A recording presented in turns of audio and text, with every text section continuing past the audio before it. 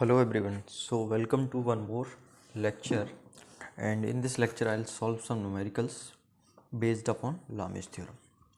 ठीक है, जो आपके कॉम्पिटिटिव एग्ज़ाम में पूछे जाते हैं और आपका जो सेमेस्टर के एग्ज़ाम होते हैं उनमें पूछे जाते हैं, उस तरह क्वेश्चन हम सॉल्व करेंगे।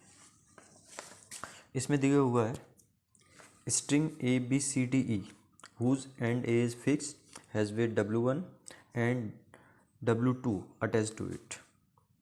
ठीक है, अब इसमें दिया हुआ है इसके दो एंड हैं, एक तो A है जो कि फिक्स है, इसका वेट W1 है, और W2 attach to it at B whose end is fix has weight W1 W2। देखो इसमें ये डायग्राम दिया हुआ है, तो आप यहाँ पे देखेंगे कि A B C D E ये स्ट्रिंग है। ठीक है, इसका एंड ए क्या है, फिक्स है, और उसके बाद इसमें दे रखा है W1 फिक्स्ड है ना। इसके बाद has weight W1 and W2 attach to it at B और C। W1 कहाँ पे, B पे अटैच है, और W2 कहाँ अटैच है, C पे अटैच है। फिर ये एक पुली है, इस तरह का सिस्टम है ना, फिक्स है ये, इसके ऊपर पास करते हैं, और ये दिया हुआ है इसमें स्मूथ है, इसलिए कोई फ्रैक्शन कंसीडर करने की ज़रूरत नहीं है। और जब भी हम स्टैटिक्स की बात करते हैं तो स्टैटिक्स में फ्रिक्शन को कंसीडर जनरली नहीं करते हैं।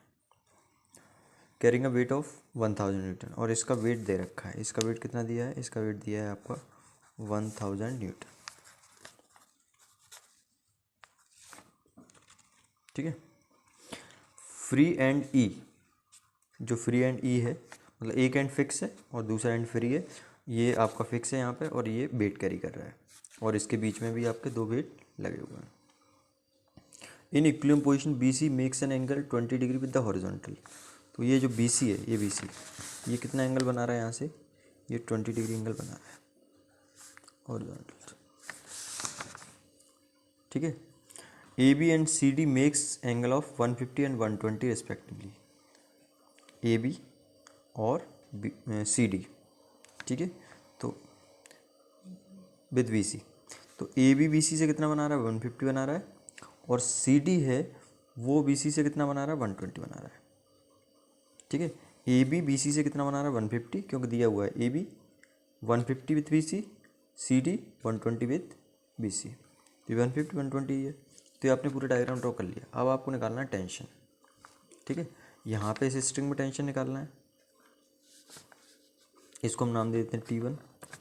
यहाँ पे इस स्ट्रिंग में टेंशन निकालना है, इसको नाम देते हैं T2। यहाँ पे इस स्ट्रिंग में टेंशन निकालना है, इसको नाम देते हैं T3, और यहाँ पे टेंशन होगी उसको नाम देते हैं T4। ठीक है, ये आपको समझना है, तो मैं इसको यहाँ पे लिख दे रहा हूँ। अब देखिए टेंशन लोकेट कर दिया आपने, अब इसमें कैलकुलेट करना है आपको। देखो सबसे पहले इसमें कैलकुलेट करना है tension portion A B B C C D D E, और वैल्यू वेट कैलकुलेट करना है, और pressure on peg D calculate करना है। तो सबसे पहले हम देखेंगे इसमें सबसे आसान चीज़ क्या है जो कैलकुलेट हो जाए। ठीक है, तो ये आप सबसे आसान चीज़ देखेंगे, तो ये पैक है, इसके ऊपर से स्ट्रिंग जा रही है। ठीक है, तो जैसे इसमें वेट 1000 न्यूटन है, तो यहाँ पे जो टेंशन जनरेट हो रही है वो टेंशन 1000 न्यूटन होना चाहिए, और ऊपर की तरफ एक्ट करेगी। ऑब्वियसली किस तरफ एक्ट करेगी टेंशन, इस तरह से एक्ट करेगी। ठीक है, इसके रिस्पेक्ट में देखेंगे तो ये 1000 न्यूटन है तब, अदरवाइज ये टेंशन मान लो कम ज़्यादा होती तो क्या होता है, ये वेट या तो जैसे टेंशन या तो ज़्यादा होती है ना, तो ये वेट कहाँ जाता है, ऊपर की तरफ जाता है। टेंशन कम होती तो वेट नीचे की तरफ आता है, जब तक वो इक्विलिब्रियम नहीं आया। तो ये 1000 न्यूटन है, टेंशन T4 1000 न्यूटन होगी। अब जितनी टेंशन यहाँ पर है उतनी टेंशन यहाँ पर होगी। भाई ये इक्विलिब्रियम में ना, ये मूव थोड़ी कर रही है स्ट्रिंग।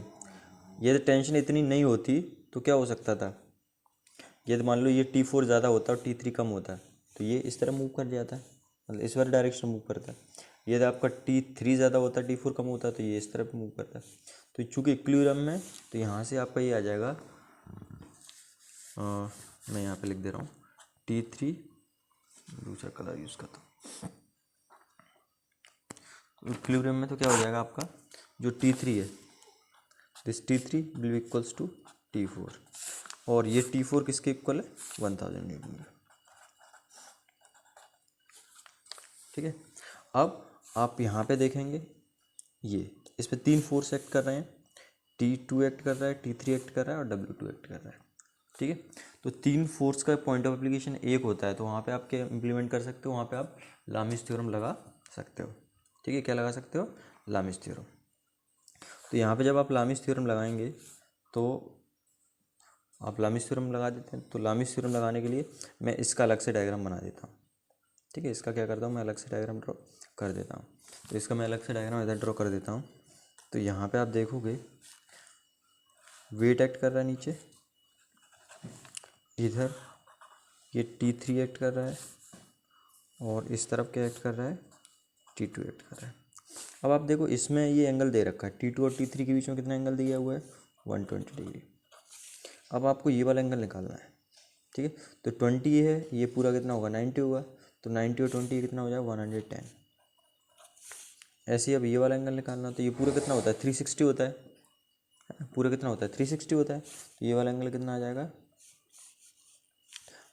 ये 120 और 110, तो ये 230 हो गए। 230 को 360 में से माइनस करेंगे, 230 को 360 में से माइनस करेंगे तो कितना आ जाएगा, 130। क्योंकि ये पूरा तो सर्कल बनता है ना, तो आपको मालूम होगा। तो यहाँ तक बात आपको समझ में आ गई। अब आपको एंगल मिल गया, अब आप लामिस थ्योरम यहाँ पे इम्प्लीमेंट कर देते हैं। अप्लाइंग लामिस थ्योरम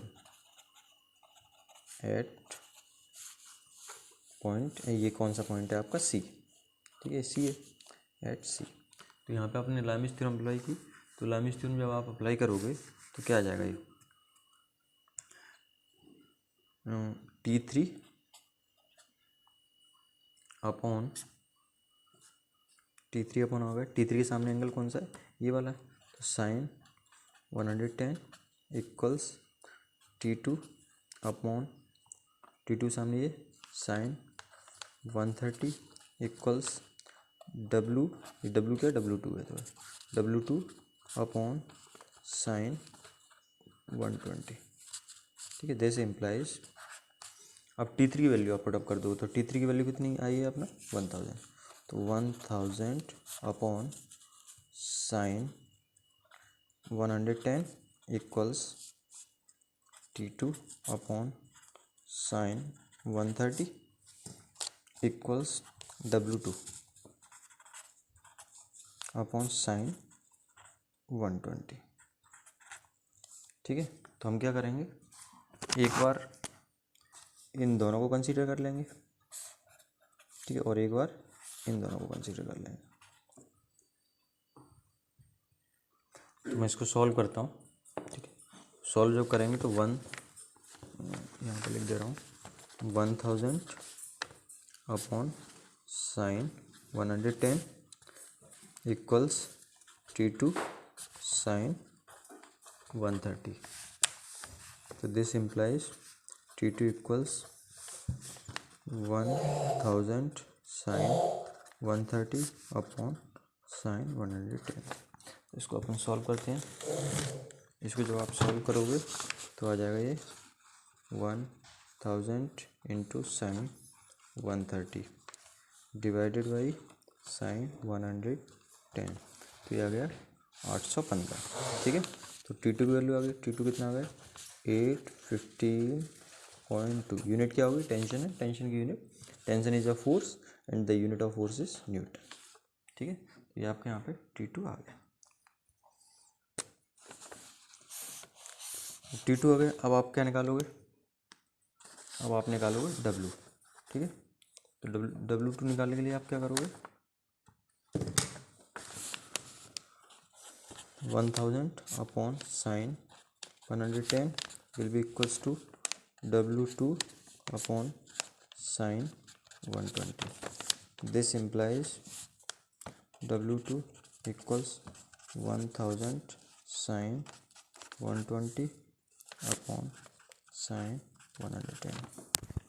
क्या होगा,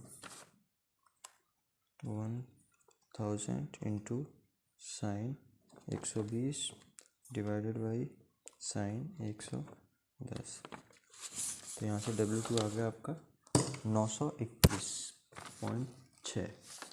तो मैं यहाँ पर लिख दे रहा हूँ W2 इक्वल्स 921.6 न्यूटन। ठीक है,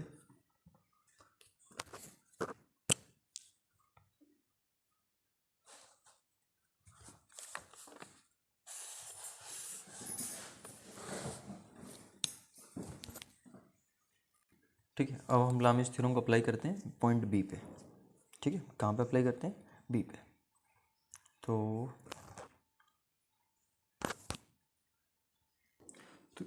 इसमें भी आप एंगल फाइंड आउट करोगे। तो एंगल फाइंड आउट करने के लिए क्या करते हैं, ये वाली जो लाइन है, ठीक, इसमें थोड़ा दिमाग आपको यूज़ करना पड़ेगा, मतलब थोड़ा नहीं, काफ़ी। तो इस लाइन को मैंने आगे बढ़ा दिया, यहाँ मीट हो गया। तो ये 20 डिग्री, ये ऑब्वियसली हॉरिजॉन्टल वर्टिकल लाइन है, तो 90 एंगल होगा। तो ये वाला एंगल कितना हो जाएगा? ये 100, ये पूरा तीनों ट्रायंगल बन गया। तो ट्रायंगल के एंगल का समेशन 180 डिग्री। तो 90 और 20 110, तो ये कितना आ जाएगा? 70 आ जाएगा। ठीक है, ये 70 आ गया। तो ये एंगल कितना बचा? ये एंगल हो गया आपका 150 प्लस 70, 220, 360 में 220 घटाएंगे तो कितना आ जाएगा? 140। तो इसको मैं यदि यहाँ पे बनाऊँ तो कुछ ये इस तरह से बन जाएगा। ठीक है,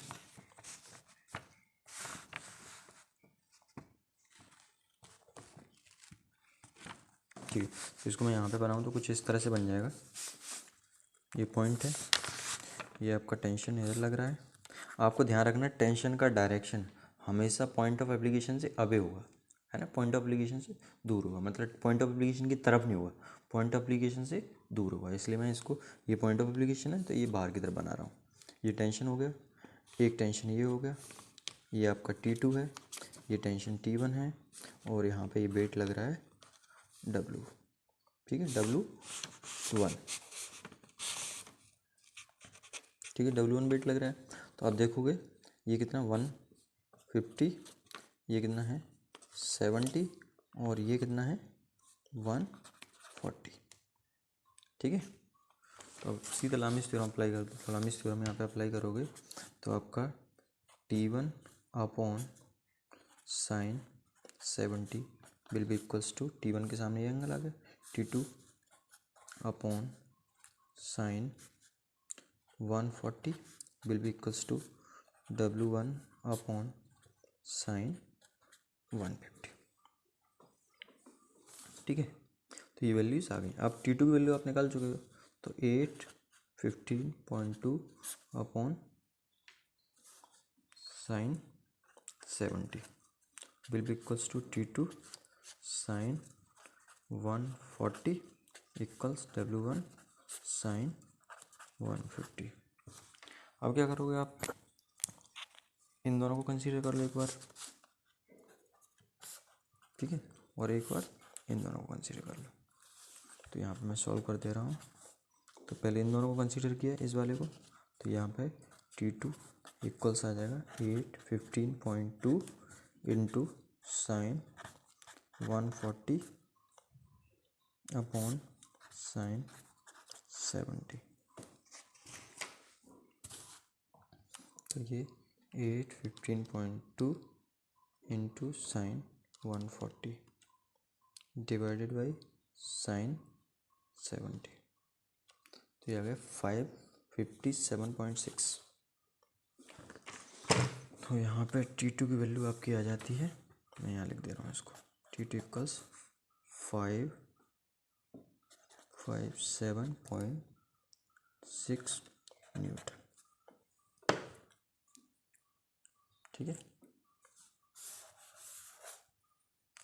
ऐसे ही इसको कैलकुलेट करोगे आप इन दोनों को कंसीडर करके। तो इसको मैं इधर सॉल्व कर दे रहा हूँ, जिससे इसी पेज पे आ जाएगा। तो यहाँ से आ जाएगा आपका W1 will be equals to 815.2 into sine 150 upon sine 70 निकालो। तो इसमें 815 0.2 इंटू साइन 140 ये आ गया डिवाइडेड बाई साइन 70, तो ये आ गया 557। मैं इसको एक बार रीचेक कर लेता हूँ।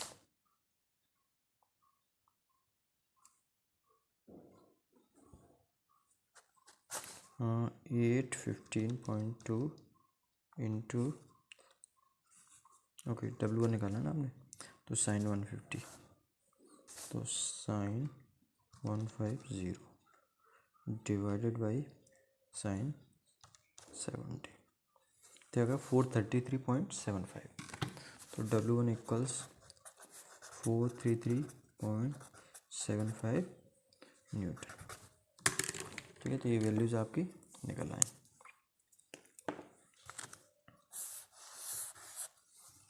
ठीक है, तो आपको टेंशन भी निकल आई T1 T2।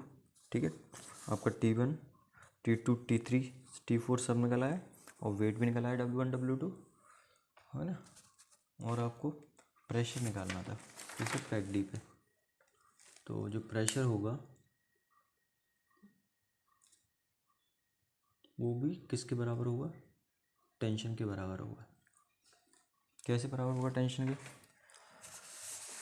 ये दोनों टेंशन लग रहे हैं इस तरफ, तो ये पैग आपका प्रेशर एग्जर्ट कर रहा होगा, इस पर रिएक्शन ऑफर करेगा, तो ये रिएक्शन किसके बराबर होगी, 1000 न्यूटन के। तो दिस इज